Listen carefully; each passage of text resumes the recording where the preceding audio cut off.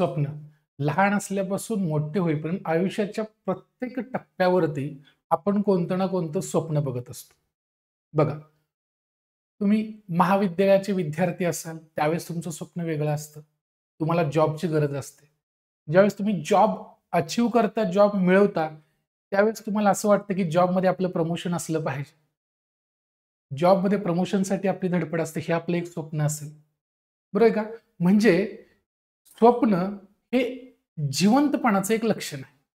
पण एक गोष्ट महत्त्वाची स्वप्नाच्या बाबतीत तुम्ही ऑब्झर्व्ह केली आहे का? जे स्वप्न आपण बघतोय, ते स्वप्न आपल्याला स्वतःलाच पूर्ण करायचंय.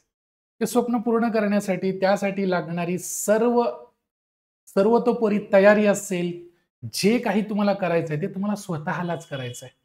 ओके. फॉर एक्झाम्पल, जर तुम्ही जॉबमध्ये आहात, तुम्हाला प्रमोशन घ्यायचं आहे, तर प्रमोशनसाठी लागणारे स्किल्स असतील, ज्या गोष्टी असतील, त्या गोष्टी तुम्हाला ते स्किल्स डेव्हलप करून घ्यायचे आहेत. तुम्हाला ते शिकायचे. तोपर्यंत तुमचं ते स्वप्न पूर्ण होणार नाही.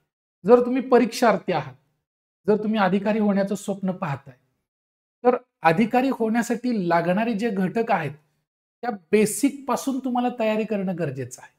मग ती तयारी करत असताना त्याच्यामध्ये सातत्य पाहिजे, चिकाटी पाहिजे, धैर्य पाहिजे, संयम पाहिजे. या भरपूर गोष्टी असणार आहेत. ओके. योग्य पाथ पाहिजे, योग्य मार्ग पाहिजे, योग्य मार्गावर तुमचं मार्गक्रमण पाहिजे.